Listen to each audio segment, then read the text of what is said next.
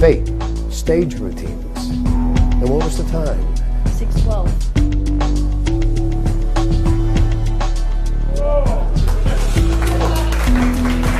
In this step, I'm going to teach you 2 routines that I have been using for 40 years.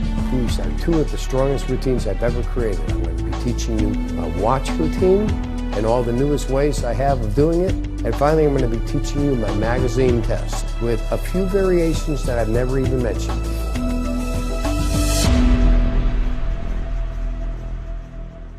And people say to me all the time, they say, where do you get these ideas to come up with this stuff? And usually when I'm traveling, like for instance, have any of you ever been to Bermuda? No? It's a great place. You ever get a chance, go to Bermuda. It's a wonderful place. But I'll tell you what I found out about it when I was there. The thing is, everybody just rushes like crazy. Or, I mean, nobody rushes like crazy. Everybody takes their time. And they take forever to do stuff. Like if you go to a store and you go in to buy something, it takes forever to wait on you and forever to make your change, and everybody talks slow. It's just so relaxed, you know. And then I realized why. It's stupid to rush in Bermuda, because if you rush, no matter which way you go, all you do is you hit water. So what's the point? You see what I'm saying? So then, anyways, I started chilling. And after a while, like my normal 1-hour show was lasting like an hour and a half, an hour and 3/4. And then I flew back and I landed in LaGuardia. And it was like culture shock with people going to and fro like that real quick. And I decided to create an effect based on time. And I'd like to show it to you right now, if I may, okay? And I need a wristwatch with a regular hand sign like that. What kind of wristwatch you got? That'll do. Can I borrow that for a second? What's your name? Matt. Matt. And have I ever talked to you before, Matt? No. Okay, and I didn't tell you ahead of time I'm going to use your watch or anything like that. Let me just pull this out to see, oh, this is going to work good, okay? We'll get back to this in a second. Okay, Matt, we'll just put that there. Now, I need someone to help me. I usually use 2 ladies to help me from different parts of the audience. I'm just going to come over here. And what's your name? Leela. Leela? Yeah. Leela, do you know why I chose you? No. You remember when you were in school, if the professor or the teacher walked out to ask a question, and you felt as though if I don't look him in the eye and make eye contact, he won't pick me? Leela, you are the only person that didn't look at me when I walked over to this side of the room. So thank you for helping me out. Give Leela a big round of applause. Come on up here, Leela. Now, Leela, haven't talked to you. You have no idea who I am. We're not set up anything. Here's I got a business card. As I said before, this is an effect. It's based on time. And what did you say the name was again? Your name? Matt. Matt. Okay, this is Matt's watch. I'm sorry. I get going on with so many things here. My mind sometimes starts slipping here. I am going to take my business card, which is a heavy-duty business card. Nice. Can hardly even fold it up. And I got to make sure you and I are in sync, Leela, okay? For instance, what do I do with all my pens? Here. I've been using my pens all night. Did it? Oh, dropped it in my pocket. Here we go. It fell down the long way. We'll get it. It's okay. Meantime, you can check out my card. Okay. There we go. Now, right now, the time I have is about 8:30. Okay. This is how I would write 8:30. Is that how you would do it too? Yeah. Okay. A skeptic. If I were going to write 7 o'clock, I would write it like this. Mm-hmm. You do? Mm-hmm. Okay. That time I made them go cross-eyed. Of course, if we were in France right now, I'd draw a line through the 7 like that, because there, when you make a 1, they make it look like that, so they draw the line through it like, ah. Okay, your job, Leela, your job is you are going to put a time down on top of this line right here. I picked the time. You picked the time. Now, Anytime. let me explain to you how this works. If you have a time in your mind already, that means something to you, like perhaps the time someone was born, or a time that something important happened in your life, you can use that time. But if not, you can just snatch a time out of thin air and use that. Okay. If you decide to do that, Just make it good. Don't make it easy, like 7 o'clock or 8:30. Just make it a good time, like 9:47, 12:03, 11:59, something good like that. And just put it right down there on top of this line, and when you're done, close it up. Okay? And while you're doing that, I'll walk over here because I need a lady from this side of the audience. And as I walk over here, everybody's thinking, oh my God, do I look him in the eye or not? What's your name? Ashley. Ashley. You don't mind helping, do you, Ashley? Give Ashley a big round of applause. Come on up here, Ashley. Now, Ashley, if you just stand right here. Okay, done? Yeah. Okay, I'll take back my pen. By the way, did somebody have my other one? Because I had two. Ah, okay. See, I knew I had a pen and pencil set, and all of a sudden I hadn't have any. And I thought, geez, that's how I got them in the first place. Okay, so now this is, as we said already, very heavy cardboard. You can't see through it. Did you pick a time that means something to you personally? Sort of. Sort of. Hold your hand out. Is the time like, was it dark out? You know, was it like AM or PM? Evening. Evening. Okay. I need you to think of the time, and you're going to stand right here. Was this fair? Because while she was writing it, I was over there getting you to come up here. Let me get my blackboard. And if you will, you're going to close your eyes and you're going to think of your time. You have some options here. Okay. You can picture the time the way you wrote it down on that piece of, on the business card. Or you can picture a clock like that, set to the time. You can even consider what it would sound like if someone said the time out loud, okay? Can I do all three? If you want, close your eyes. Okay, you know, you're making it easy, actually. Here, let me just set this down right here like this. Okay, you can open your eyes.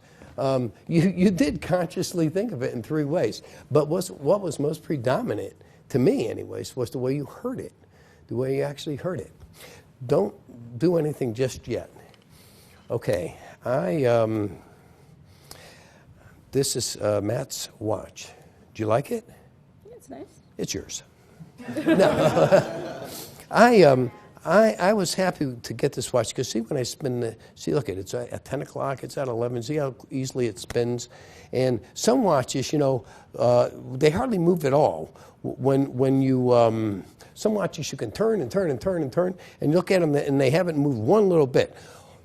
This one, when you turn it, it spins. But I don't want to know the starting position, so we'll spin it a few times like this. Okay, now I want you to take the watch, hold it with your left thumb on top and your forefinger underneath. And now you're going to take and you're going to spin the dial like this. And I need you to look at me at the same time. I know it's tough, but do it. Start spinning.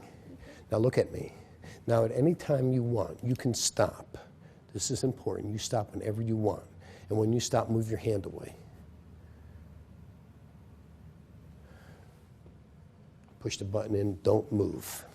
Okay, Leela, we've not talked ahead of time. Even if I knew about you somehow and knew you were going to be here tonight, how would I possibly know you would come up with this time? You said it means something sort of to you. What kind of sort of? I mean, somebody thought it was funny. It was an inside joke to them, and I was left out of the joke.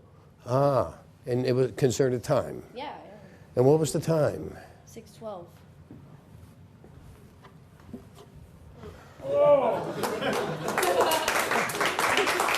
This was an inside joke. I appreciate that, but that's my job. On the other hand, this is Matt's watch, and you were spinning it. We didn't even know the starting position, and you were spinning it face down. You could have stopped whenever you wanted. Let's see how close we got. Wow. Oh, man. What time does it say? 6:12. 6:12, right on the button. Look at this. 6:12. And it's not even my watch. 6:12. Thank you so much for helping. Thank you. Thank you so much, and I'll take that back. Stage 8, stage routines. You know, finding good stage routines that you can use in whatever situation you're performing in is a difficult thing. I developed 2 routines in my show that never change. I basically open my show with either my bank night or sometimes use use some kind of metal bending. Then I go into some kind of card effect using the breakthrough card system. My thought scan routine that we'll touch upon later is always the fourth place. But the third place and the final place is always the watch routine in the third place, and the final ending, the finale of the show, is the magazine test. And it's those two routines I'm going to teach today. So I'm going to start with the watch test. The basic effect is this. Two people are up on stage. One person thinks of any time they want. It's a free choice. They write it down on a card, a business card, and hold it. You pick up a big slate, write your impressions down. Of course, it can be a pad. It can be whatever you elect to write on. The slate's not it doesn't have to be a slate like this. And then finally, you have a borrowed watch. And the second person is holding the borrowed watch upside down and spinning the hand. And when the first person announces the time they're thinking of, you show that's the time you predicted on the slate. And then the person looks at the watch, and the time they stopped on, it's the exact time. It's a killer routine. And I want to go over every phase of this routine. Now, the first thing is, I mentioned early on in the routine, I talk about traveling. That's my own pattern. You'll see it in the demonstration, but I hope you won't try to follow it exactly. Patter is something you have to develop for yourself. It works for me because I've been to Bermuda a number of times. I can talk about Bermuda, and it's real. I'm not making it up. But if you've never been to Bermuda and you try to steal my patter, you're going to look foolish. So you have to just come up and talk about something that has to do with time that pertains to your own life. But the bottom line is, I say I've developed an effect based on time. I need to borrow a watch. Just so you know, when I first demonstrated this some 10 or 11 years ago on Mind Mysteries, I used my own watch. That was the last time I ever used my own watch. Ever since then, I've been borrowing watches. Borrowing the watch makes it 100 times more effective than using your own watch. Especially now with technology and all the electronics, people just would assume that somehow it's a gimmick trick watch. So I always borrow a watch, and I always just try to get one that has just a plain dial on it. Someone always is wearing one. I make a joke and I say, does anyone here have a Rolex I can borrow? And I get a laugh, but sometimes I get them. Now, there are real fine watches like Rolex and Omega watches and a few others have what they call locking bezels. Now, this doesn't have one. This is a standard watch. But if you have a watch with a locking bezel, if that's what you borrow, what that means is you simply unscrew it and it will pop out a little bit. And now it spins freely. And if you pull it a little bit more, you can change the time. That's actually ideal. I always go for the Rolex because if I can get that, then I just unscrew the bezel, I pull out the stem, and I fool around with the time a little bit, twisting it, and then I know that all I need to do is push it back in and it's ready to go. If it's any other kind of watch, I just borrow it and I pull out the stem and I just spin it a few times just to verify that the hands turn, and I show each person on both sides of me how the hands turn, and I set it down. Now, I need a first person to help me, and this is how I do it. I say, let me point out something. This is a golden rule, and I don't want to forget to say this. I never ask for volunteers. If you do that, you are looking for trouble, trust me. You need to pick your volunteers. If somebody is out there anxiously waving their hand saying, pick me, beware. Because there's a reason that person wants to get up there. You know, either they're a natural born show-off and they're going to try to upstage you, or maybe for some crazy reason they want to mess you up or whatever. But boy, if somebody wants to volunteer like that, look out. I avoid them like the plague. So what I do, and I have my ways of getting around that because I pick people out of the audience. So what I do in this case is I say, okay, I'm going to need someone to help me. I need two ladies, one from this area and one from this area. So let me go over here first. And I walk out into the audience. The reason I say I need two ladies is, first of all, I want the women out there to know that I'm after one of them. And as I walk out, I actually look around for somebody who won't look me in the eyes. That's important for me because I want to get somebody who's a little bit timid. I don't want to get somebody up there who's so frightened that they're going to be shaking or anything like that. But I want to get somebody up there who is in the frame of mind, I'd rather you pick somebody else, not me. But okay, if it's me, I'll go. But I really don't want to. Because that kind of person is going to be the kind of person who's going to do what you ask and is going to be a good spectator. Again, if you get somebody who's over anxious to get up there, who knows what they'll do. So I look around, and the way I try to gently get into it is I see somebody who hasn't looked at me, and I said, do you know why I picked you? I said, have you ever been in, you remember when you were in school and a professor walked out and was going to ask a question, and you thought if you didn't look them in the eye, you wouldn't get picked? You were the only person here who wouldn't look at me in the eye. So give her a round of applause, and that gets a big laugh, and it kind of takes the tension off, and I get her up there. So at this point, I'm going to use the Acidus Novus move that I taught earlier on in the billet section of the course. I'm going to fold the business card in half and in half again, just like I taught earlier, and put my thumb in there and give it one of these so as to break the card a little bit, so that later, when I take it back, it'll be easy for me to get my thumb right in there. So that's how I set this card up. Then I open it up, and I need to fill in these 3 sections, leaving only this section left for her to write her time in. So the way I handle this is I say to her, I need to make sure you and I are in tune. So I look at my watch, and let's say it's 8 o'clock. I say, right now it's 8 o'clock. This is how I would write 8 o'clock. Is that how you would do it? And I show her. And she mostly always says, yes, that's right. Then I pick somebody in the front of the audience. This is very important. It seems like a little throwaway thing, but all these little parts of the routine have their own meaning. I walk up to somebody, and I take it, and I put them right in their face like that. And I just put it like right up in their face like that. And I go like this, and I say, skeptic. And everybody laughs. So I always do is I just say skeptic, and everybody gets a big laugh. It's good-humored, but then I walk back up, and I say to the girl, if I wanted to write 7:30, I would write it like this. And I show her. And I say, you too? And she says, for the most part, yes. And I go back to the guy, and I do the same thing I did the first time. I put it right in his face, but this time I go even closer, and I go, just made him go cross-eyed. And that gets another laugh. It's silly, but there's a reason for it all. I go back to the woman, and I say, of course, if we were in Europe, we draw a line through this 7, because there they make their ones that almost look like 7s. And I do that. And I just say it. I don't ask a question, but I just say it and show her. And the reason I do all this is I filled up the 3 quadrants here, leaving only this one left for her to write on, which is necessary for the move. So then I draw a line in that last section and put a little X on top of it, just like I did with my secretary. And I say, okay, your job is to pick a time and put it on this line. And then I qualify it by saying, now that time can be a time that means something to you, like perhaps the time someone was born, either yourself or someone else, or it could be a time that you just make up out of thin air, that you just snatch out of thin air.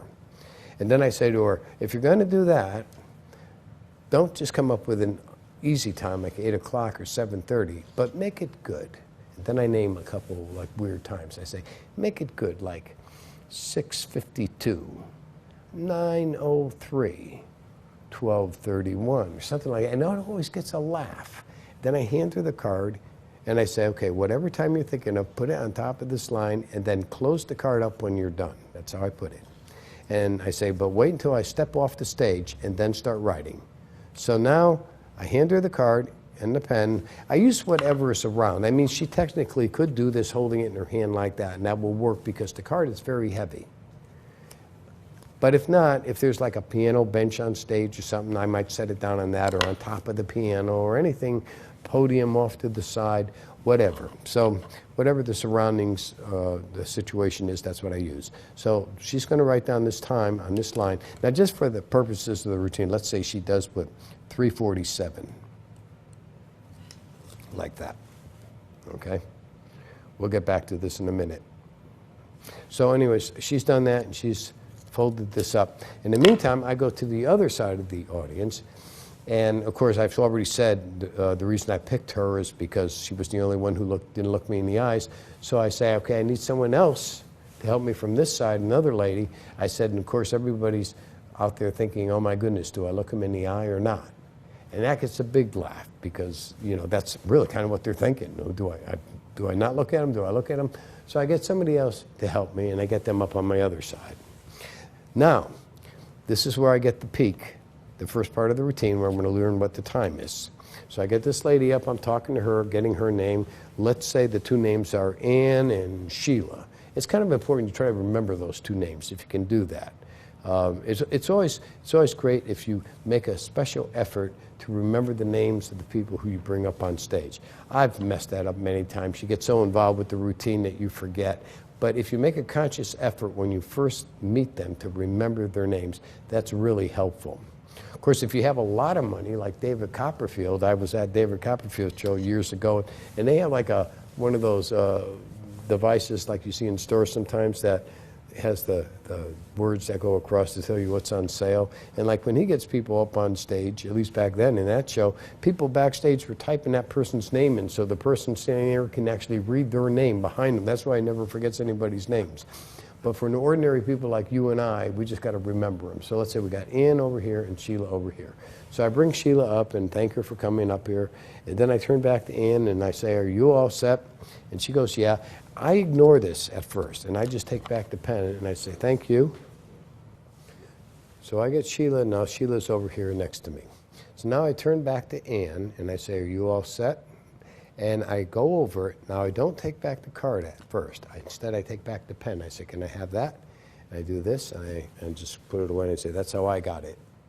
And it's a minor laugh, but 2 or 3 people usually laugh in the audience, and I look at them and I say, thank you, you're very kind. And I turn back to Ann and I ask for the card. And I say, you can see, and I take it like this, I'm holding it like this, and I say, you can see that you can't see through this card. I turn over to Sheila on the other side of me and I show her too. So I use this big motion of taking it from her, showing Sheila. And then when I come back, that's when I do this. As I come back, I just let it pop open. I help it with my finger a little bit if I need to, so that I can see right inside. That is the Acidus novus peak that I showed earlier. And again, now you see the reason that X makes the person put the time a little bit over so you don't worry about not being able to spot something too close to the crease. And so I have it open, and the reason that this hand is over there, because to just do that, to pop it open, might look suspicious. That's why I have that fold move, so that as soon as I pop it open and I see the time like this, then I just close it up and fold it again like this and have her hold it in her hand. This is the same move I taught earlier in the billet section. So I have it. I get the peak at the same time that I fold it and put her in her hand. And again, because of the off folds, let me just show you. From the front, you see, you cannot see that pop. I can see that time right now. I guarantee you can't see it from your angle.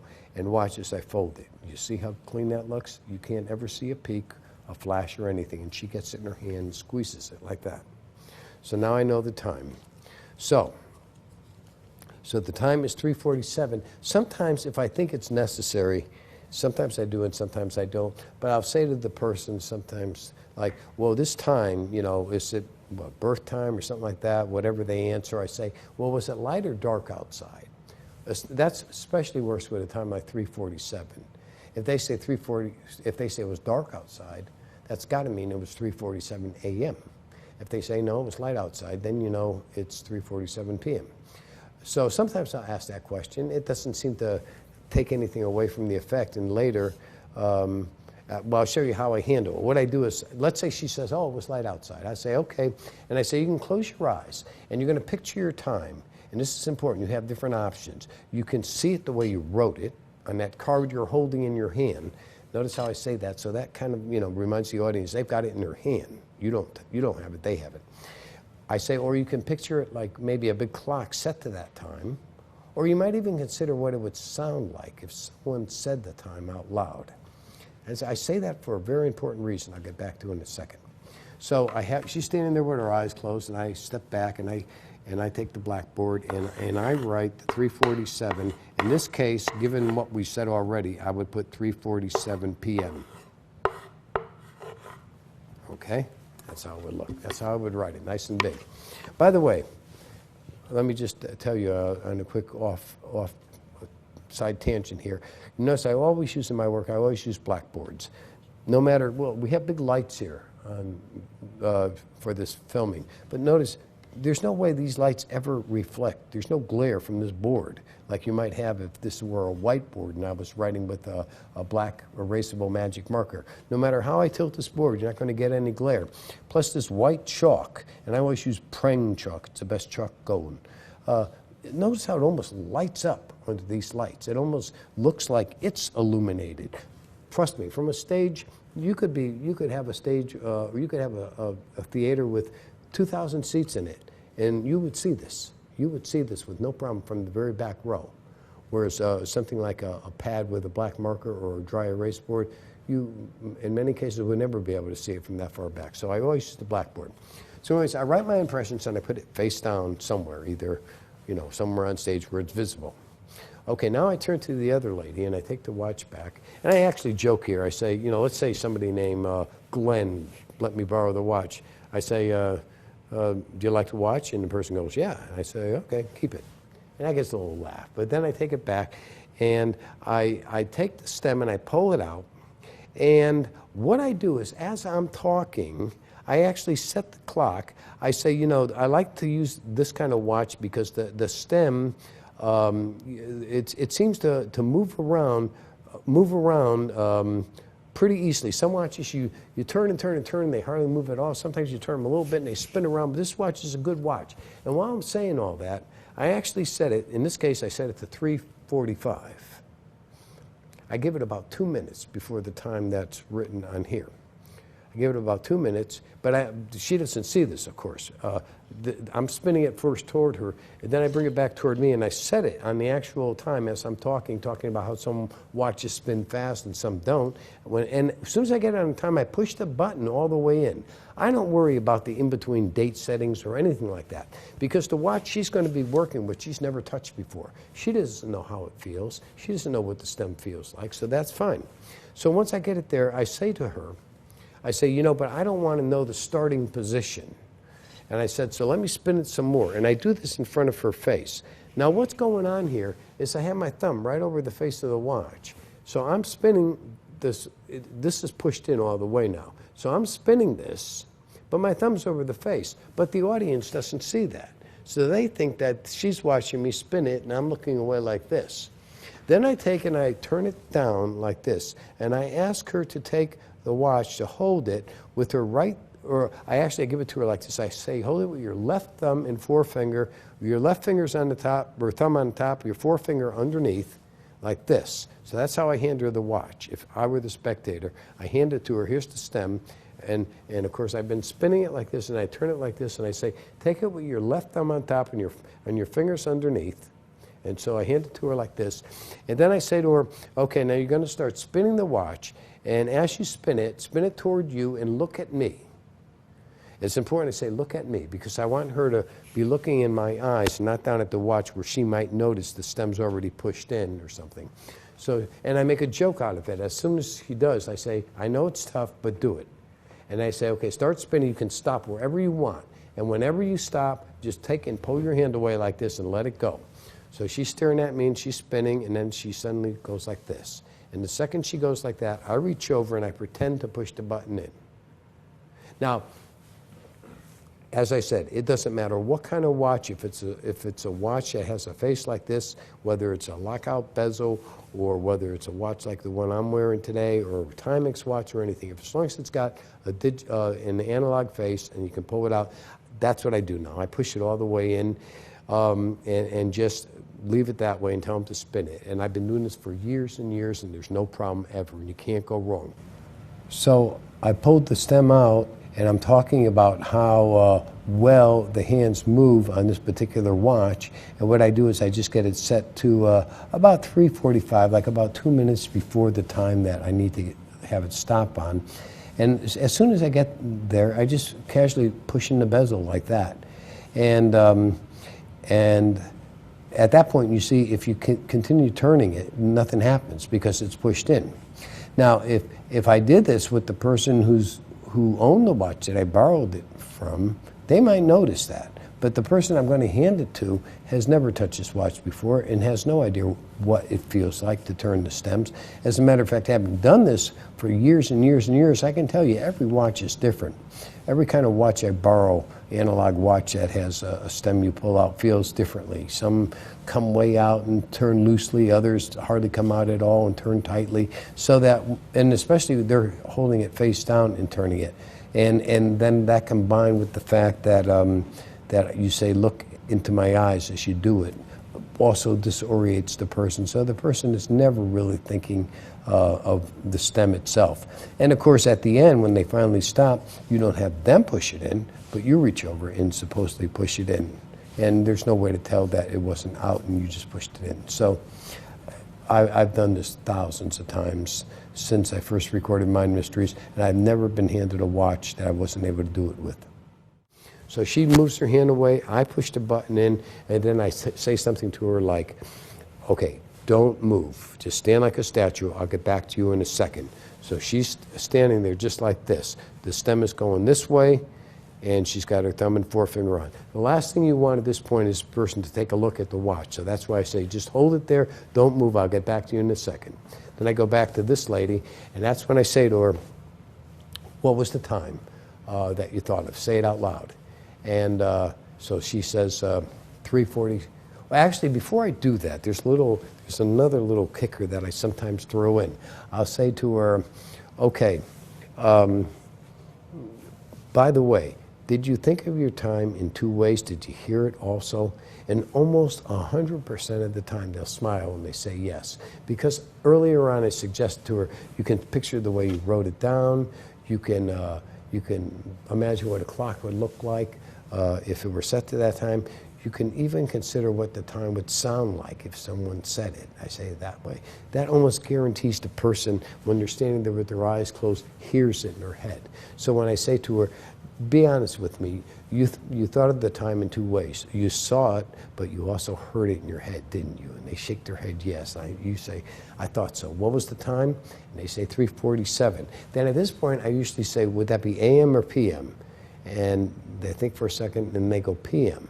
See, the audience forgets that I said to them, was it light or dark or whatever. So I say it's 3:47 p.m., and then I turn this to the audience like that. And there's always a gasp. Always a gasp. And as soon as that happens, and I let them gasp and applaud for a second, I usually hold my hand, I say, that's okay, that's my job. And that gets a big laugh. So I set it down, and she still got the card closed in her hand, and I don't even try to take it back. I just let her continue to hold it. I turn to the lady who's still standing there, Sheila, holding the watch like this. Actually, she's holding it like this with her left hand so that the stem is out to the right. Looks like this from my point of view with her hand like that. And what I do is I reach over with my right hand and I take it from the stem because it's going to come out right side up if I do it that way. And I flip it over and I show her and me the watch at the same time. And I look at it and I go, oh, I don't believe it. Because by that time it has gotten right to the 7:47.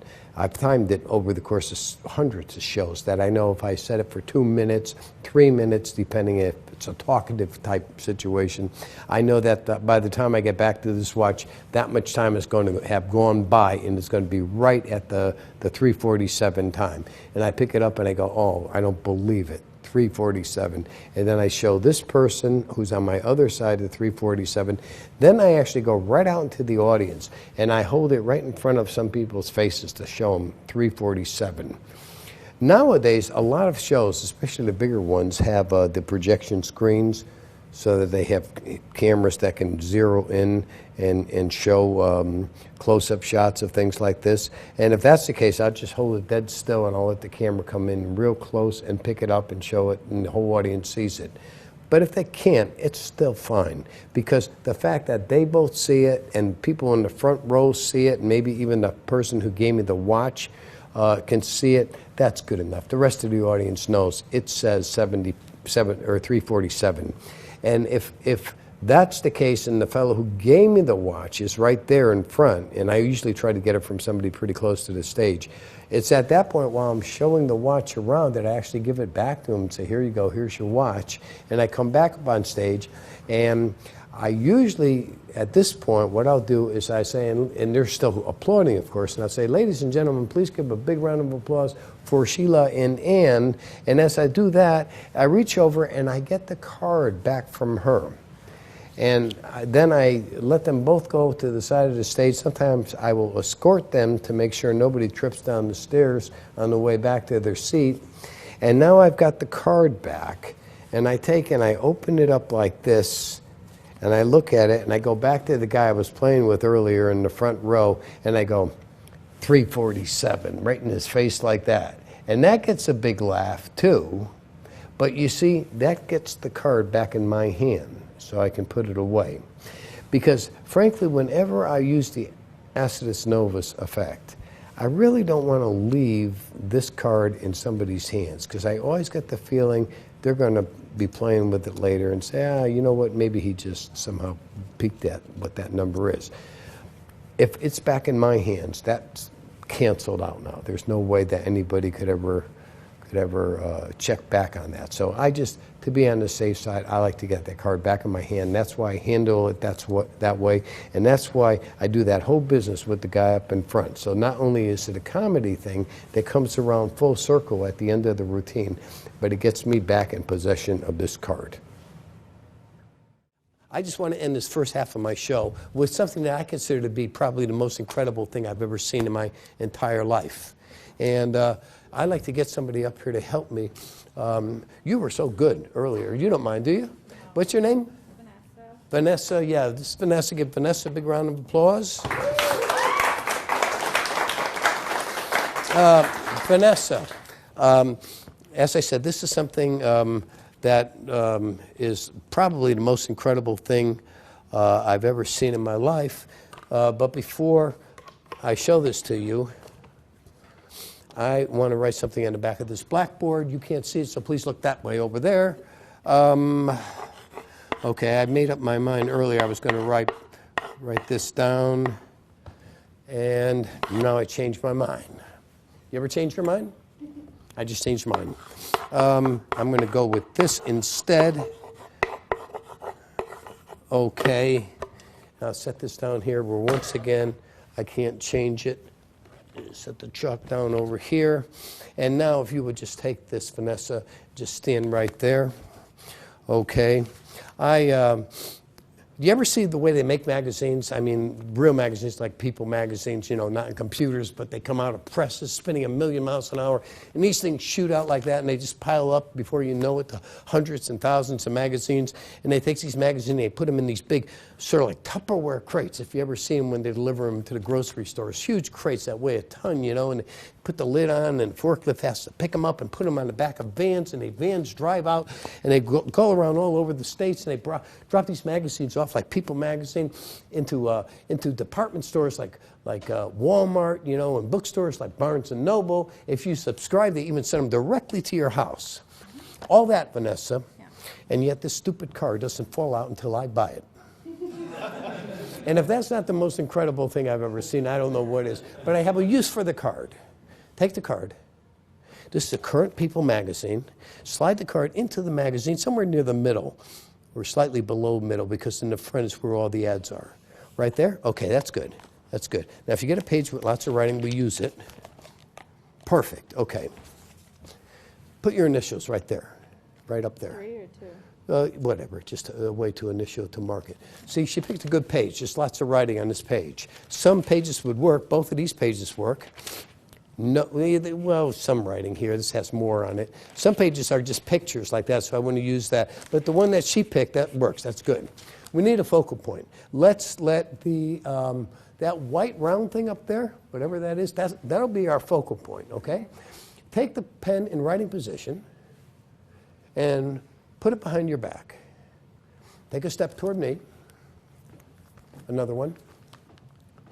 One more. It's my job. No, kidding. You're going to take the page that you selected and initialed. Yeah. Hold it in your left hand. Hold the pen up above the page, in the middle of the page. You're going to write on the page in a second, in the middle, but not yet. I know it's tough, but okay. I just want to get it like this so it won't like flip-flop down, you know what I mean? Yeah. Okay, now get it in the, you're going to right in the middle. On the count of 3, you're going to draw, not until I count to 3, you're going to draw a single circle approximately the size of a dime, okay? In the center of the page. So we're both going to look at that white spot. I'm going to count to 3, going to bring the pen down, draw a single circle approximately the size of a dime, right in the center of the page. Here we go. Ready? Yeah. Comfy? Okay, here we Wait, go. in the middle of the page, or where Yeah, my hand is? no, in the middle of the page. In the middle of the page, okay? Okay. Yeah, I know, you have to just kind of judge. That's what makes this so difficult. Here we go. Look at the white spot. 1, 2, 3, do it. Let's see what you did. Yeah. Take it forward. You call that a circle? No, it's not too bad. Really, it's not too bad. I mean, you have a little bit of a tail on it. I'll just cross that out. It looks like a balloon, you know, with the tail. But that's not a bad circle. Not a bad circle, and it is about the size of a dime. How many words would you say you hit, touch, nick one way or another in that circle? 5. 5. This is so important, Vanessa. Let's say that circle, 7. Let's say that circle were an archery target, and you shot an arrow and hit the bullseye of this circle. What word would you say you would have been most on target with? Charming. Okay. Is that word entirely within the circle? No, charme is in the circle. Now, is there another word that is entirely within the circle? 2 of them. Yeah. What's the one that's closest to the center? Wrap. Wrap. So wrap is actually sort of in the center, and it's entirely in the circle, but you didn't choose, because that's the important thing. It's your choice, not what I try to sway you with. You didn't choose wrap. Instead, you decided to go with the word charming, which is really not entirely in the circle, but still that's what you said is charming. Right in the middle. That's how you felt. Yes.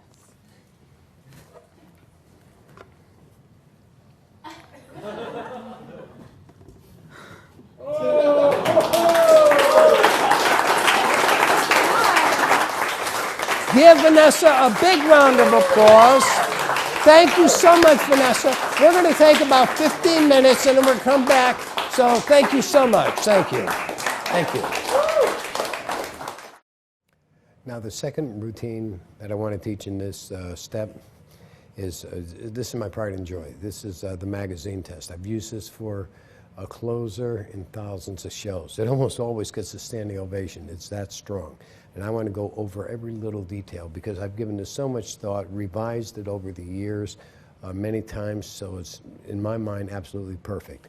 First of all, I like to use a People magazine, okay, a People magazine, because I don't want to, I never try to get political or anything else in my shows. I'm totally neutral. I have my own beliefs and values and what have you, but to me, they don't belong in my show. In my show, I just am trying to be neutral. I want to be an entertainer. People magazine it's a magazine. I mean, who can object to People magazine? You know, it's not the kind of magazine that might have some kind of headline that might be offensive to someone or something else. So I use a People magazine, and it's colorful and interesting.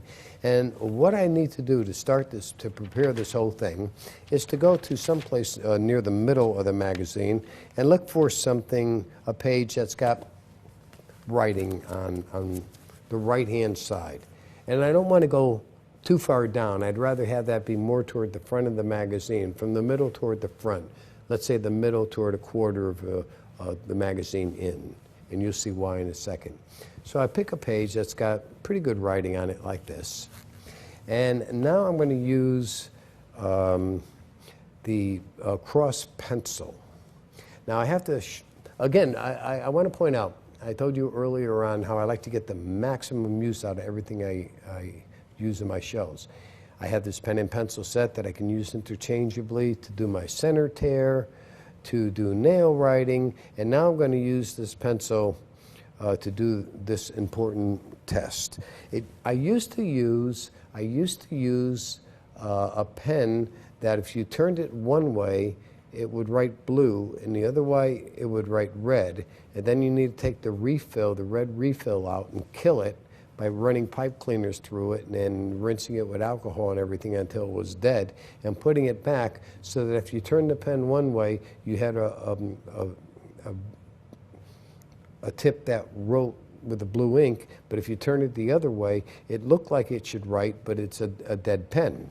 Well, now I use this pencil, and this was totally my idea. I never got it from anybody else. I just figured it out one day, that the way these work is that if you turn the barrel to the right, then out pops the lead in a tube. If you turn it again, it pops out even a little bit further. If you turn it the other way, like this, that tube and lead still stay stuck out, looking like it should write. However, now you can push it in. And that's the way it's supposed to work. So if you have a pen and pencil set like this already, you'll know that if you're using the pencil and writing, if you want to put it away, you're supposed to do this and push it in. And now it's back inside the pen.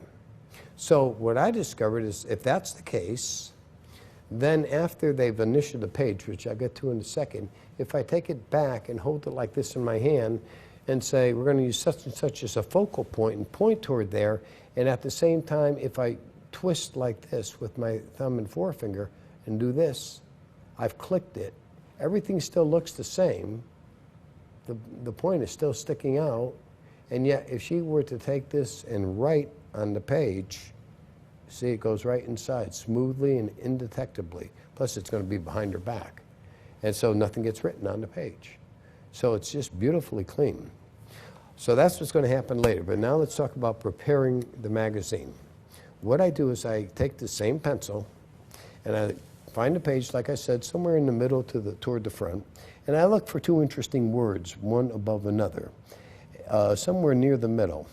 How about I use, in this case, I'm going to use given and again. We want again to be the main word. We want given to be the word that they almost pick. So this is how I would do it. This is going to be in the middle. This one's still going to be pretty much inside the circle, but not quite in the middle. So it's going to look like this. Watch carefully. I'm just going to kind of give it like this here and then come down like this, see? So there we go. You can see that, again, really is in the middle. If you look down here, this is the top, the bottom, left and right, or top and bottom, left and right. This is clearly in the middle, but this one is close enough so you might consider it, and that's all you need. Quite often in this kind of situation, the way I just drew it, and I say which one is most in the middle or which one is most on target, a lot of times people say given just because that's the first one they see and they're on stage and what have you. And when that happens to say, okay, you're sure? Because like here's the bottom of the circle, the top, and they'll look at it carefully and say, no, I think I'll go with again, which again is the perfect way for it to go. So that's the only preparation. That's how I draw the circle. And now I just take this. And this is the other thing, the fallout card. You need one of these. What I do is, when I get the magazine, I go through and I pull out all the fallout cards. Sometimes they're part of the stapling. And if that's the case, I pull them out because I don't want any kind, or any thick pages. Sometimes in some months they have like thick pages. If there's any of those, I pull those out. I don't want anything like that. I just want the magazine itself and this fallout card. And that's sitting there. That with the pen, the pencil, and the slate, and the chalk, and we're ready to go. So, I've just completed my thought scan routine, and everybody's amazed that I've read all their minds. So now I'm going to pick somebody to come up and help me. And frankly, a lot of times, if there's somebody in the thought scan routine that's really reacting well, I'll get them up because it's so important you get somebody who reacts well. One of the things that I'm going to be stressing, especially when I talk about doing the thought scan routine and the other Q&A routine, is that you pick people who you think will react well. Because no matter how good a show you do, no matter how perfect it is, if you get people up there who are duds, they'll ruin it for you. You need people who get excited. You need people who react. So you got to pick them out. You got to look for those people. Doing the thought scan routine enables me to see what kind of people I have out there and who's going crazy and can't believe it. That's the kind of person I want up here to do this test with. So I get the person up and I find her name out. Let's say it's Jane. Okay, Jane, thanks for helping. Thanks for coming up. Jane, I want to show you the most incredible thing I've ever seen in my life. And that gets kind of a laugh. And I say to her, and please resist the temptation to use any kind of sexual reference joke here. you know, you might think it's funny. Don't. Just don't. It's bad taste. Later, people will resent it, even if they laugh at the time. So anyway, I say, okay, I'm going to show you the most incredible thing I've ever seen in my entire life. But before I do, I need to write down a prediction. And then I say, I call it a prediction, but it's not really a Jane Dixon or Gene Dixon type prediction, but rather it's something I'm going to try to cause to have happen by a type of nonverbal communication. Isn't that interesting? And some gibberish like that, and they usually say, yeah, I guess so, or whatever. And what I'm going to do is I'm going to take the two words, in this case again, it's given and again. And you know, if you should forget by that time, after being on stage all that time, you forgot that night what words you've written down, which I have on at different times, I would just pick it up, and as I'm talking to her, I just open it up like that and remind myself. Yeah, there's no reason to hide that. So the main word is again. That's the one that's really in the middle, but the word they're going to change their mind from is given. So I pick up the slate, and it's the same slate I used before, and I don't erase that off. I leave that. I want people to see that and be reminded that how good I was a minute ago, you know, when I did this routine.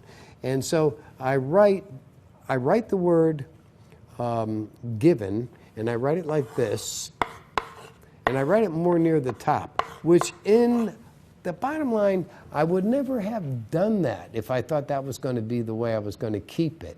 It never registers with the audience. You know, this is stage management. This is a stage effect. This is a show. It's show business. It's not perfection. A lot of times you see guys who are always so worried to try and make everything so real.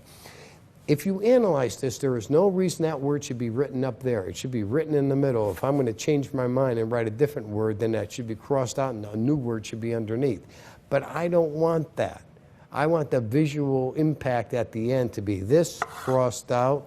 And what's the other word? Is it away? That shows you how quickly I forget. Again, I want it to look this big at the end. That's how I want it to look. I want them to be able to see both words. I want them to see the word given crossed out, the word again in great big letters. So don't worry. As I said, you know, so much mentalism I see today, it seems like these people are creating mentalism for the sake of trying to prove they're a real psychic instead of trying to have a good showpiece. This is entertainment. This is a stage act. You want things to work correctly on stage. You want the audience to see quickly and easily what the effect is so they can react. Nobody's going to be saying, wait a minute, if he really had written that the first time, it would have been in the middle crossed out with the other word underneath. I've been doing this for over 30 years. Nobody's ever once said anything like that to me, so just trust me on this. So anyways, this is what I write. The first word, cross it out, write the real word underneath, and set it down. And sometimes I'll say something to the person, like after I cross it out, say, Jane, you ever change your mind? And they say, yeah. I say, I just did. I'm probably going to be sorry I did, but okay, I'm just going to go with this. And I put it down, and I kind of give the impression I'm not really sure if this is going to work or not, but okay, I'm locked into it, so now I just got to do the routine. So now I've handed her, well, I've done that. Then I say, okay, hold my pen. And I call it a pen throughout the entire routine. I just call it a pen. And I don't do it to prove it's a pen, or I think that writing with a pen is necessarily more effective, but because it looks like a pen. If I called it a pencil, I probably would draw attention to it. But if I say, hold a pen, it's a pen. You see what I'm saying? Again, I'm not trying to prove it's a pen, but I don't want to draw attention to it by calling it a pencil, and it's obviously, well, that's a pencil? Oh, okay, it's a mechanical pencil. Why do that? So I just call it a pen and be done with it. Again, I'm not interested in realism. I'm interested in this successful show.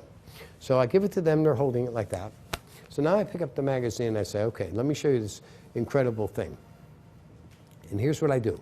I've got the dropout card at the page, and I pick it up like this, and I say, do you ever see how they make these magazines, print them up? They have these big presses that spin around and spin around.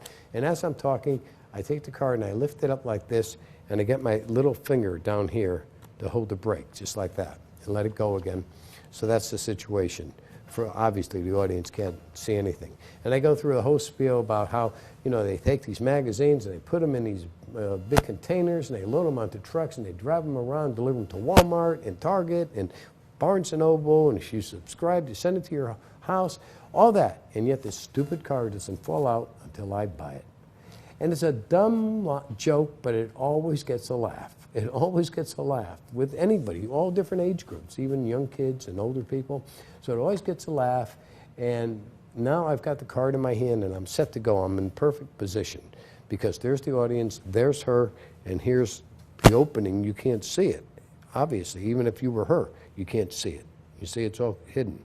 That's the situation. My thumb's in there, or my little finger's in there, holding a big old brake, but nobody can see that. So I say, take the card.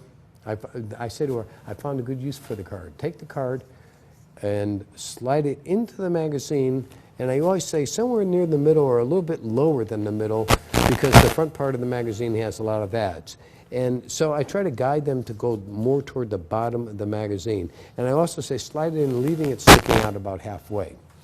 Now the move, and this is right out of Tarbell, the move is this. After she slides it in and I'm in the situation, I come around like this with my hand. Notice my thumb's in there at the page. See, and the page is in front of the card. And I come around like this, and I take the card, and I push the card in a little bit, and my fingers slide on this side of the card. My thumb comes over here. This hand comes in to where the brake is, where my little finger is, like this. So I'm going to go over this whole thing one more time just so you will see every move. There's my hand holding this. They slide the card in. I come around like this, take the card like this. This hand comes over, goes in where my little finger is holding the brake, and does this. Watch. I'm gonna do this toward the camera so you can see what happens. That's what happens, like that. What the audience sees, on the other hand,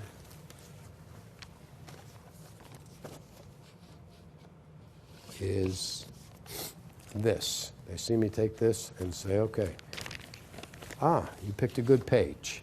And I set the card down, so now I'm open at the page that I want. But it looks like they freely chose that page with the card. So as soon as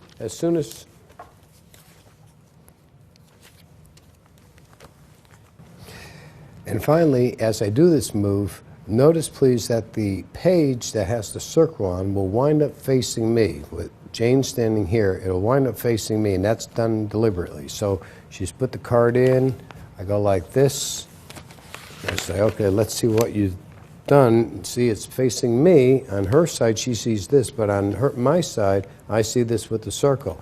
And I go, good, there's a lot of writing there on that page. And I put the card down. Now what I do is I fold it around like this and put my thumb over the circle. Remember, she has the pencil. And I say, just put your initials right there in the corner. And if she tries to take it from me, I just hold on to it. I say, just put them right there, I'll hold it. I just say it, and that eliminates that. Once again, they've slid the card in beneath the point where you're holding a brake with your middle finger. This hand holds the magazine here. This comes around here. So this hand is sliding around like this. This hand comes in here to the point where you're holding the brake with your little finger. And then what happens is it's just going to pull all the pages out and open it like that. So basically what you're doing is transferring the card from where they put it to where your brake is. And then you continue around like this so that the force page is on your side and this is on their side. And then you can continue by saying, okay, initial the paper here. And your thumb covers the circle. So, okay, so she puts her initials on the corner. Then I take it back, she's standing here, and I say to the audience, I move this way, and I say, see, this page has a lot of writing. Now, I do it like this.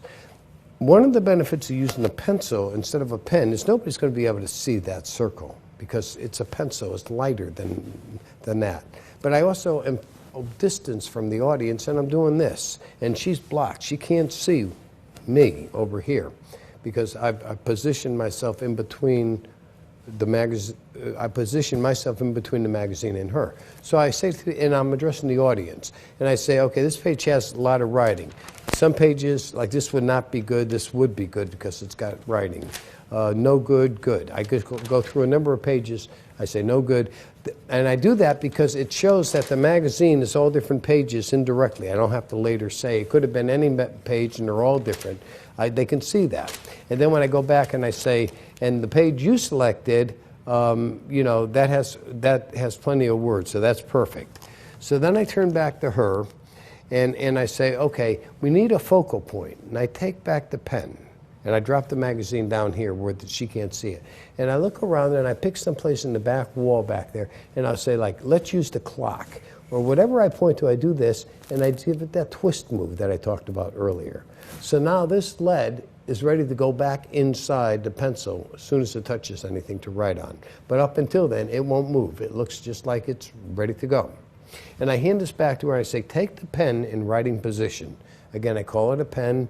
Nobody has ever yet to date said to me, oh, it's not a pen, it's a pencil. They just take it and do what I say. So they hold it like this, and I say, okay, put it behind your back. And then I do this. They're standing here. And I say, okay, and take the magazine at the page you selected. And this is the big throw-off. Magicians have told me that they had no idea what was going on here. Because what's happened is she's here, and I do this. I say, take the magazine at the page you signed and selected. And you notice where my hand is? I am completely covering the circle that I drew already. So even though she's right there, she can't see it. But to the audience, it looks like the entire page is visible to her eyesight. And then I take and I move her hand behind her, and I put it into her hand, and I say, hold the pen up above the center of the page, and I'm controlling her to do that. And what happens is she winds up with the magazine behind her back like this with the pen in the other hand. It's a very awkward situation. And I say to her, okay, we're both going to look at that clock. And on the count of 3, I'm going to have you bring the pen down and draw a single circle approximately the size of a dime. I stress that. And then I say, are you ready? And I go 1, 2, and 3. Now, and of course, I'm standing here, so I can make sure that her pen is pretty close to the middle somewhere. Because if she were to do something like this, later it might not feel right when she brings it out, that circle's over there when she knew she drew it over here somewhere. But if I just watch and I'd say, no, got to get more in the center, and I would just actually take her hand and move it to where I need it, so it's somewhere around here. Then I count to 3, and of course what happens is as soon as she brings it down to draw the circle, this happens, see? It just goes back inside. And it's smooth, so it doesn't leave a mark on here, it doesn't tear the paper, and it feels just like you've written something. If you try this with this kind of pen yourself, it'll feel like you've actually written something. So it's perfect in every way. And I watch, and I go 1, 2, 3, and I look. And as soon as I see her that it's done, I don't reach for it. Instead, I say, okay, let's bring it forward. Let's see what you did. So this is what happens. She brings both things forward. They always look at the page first, never look here. And I always say the same thing, and it works perfectly every time. I say, you call that a circle. And it causes them to become defensive. And they say, well, what do you expect? It was behind my back or something like that. But it's perfect because it locks in to the audience and to them that that's their circle. As soon as they say, well, what do you expect? It was behind my back. That's like saying, well, I admit that's my circle. Yeah, but what do you expect? It's sloppy because it was behind my back. And then at that point, I casually take back the pen or the pencil. And as I'm talking, I do this. I just twist it again a couple of times to get the lead back out. And I say something like, well, it's really not that bad. It's sort of like has a tail on, looks like a balloon. We're not going to use that. And I do this. And I just draw like a line across where the tail of because that's how I drew it in the first place. And I do that to show that this writes. You see, just before she put her initials on, she could see the pencil or the tip, She put it behind her back, drew something, bring it forward. A second later, I'm saying, well, we're not going to use the tail. So that convinces her and everybody else, this writes all the time. There's nothing to suspect here. So as soon as that's, then I put this away. And in the meantime, I just deal with the magazine from this point on. And what I always say is, okay, how many words would you say you hit, touch, nicked in one way or another? And almost always, they'll give me more than I thought. Like I would normally say 2 or 3 here, but I always get people who will count anything that's even touched upon. So 1, 2, 3, 4, 5, 6, 7, 8. They'll say 8, 9. It sounds good because it sounds to the audience like, wow, they got all those words in the circle. Then I say to the person, I say, okay, this is important. Imagine that circle that you drew were an archery target. If you shot an arrow and hit the bullseye, what word would you say you would have been most on target with? Now, if you've done this right, they'll do something like this. They'll say, again. And if they do that, then I'll say something like, you seem to have hesitated a second. Was there another word you almost said and then you changed your mind and said again? And now if you play it right, they'll say, yeah, I almost said given, but I think again is a better choice. And then if that's the case, I'll lock it home and I'll say, so what happened is you thought of the word given but changed your mind to again. And they go, yeah, that's the best of all endings.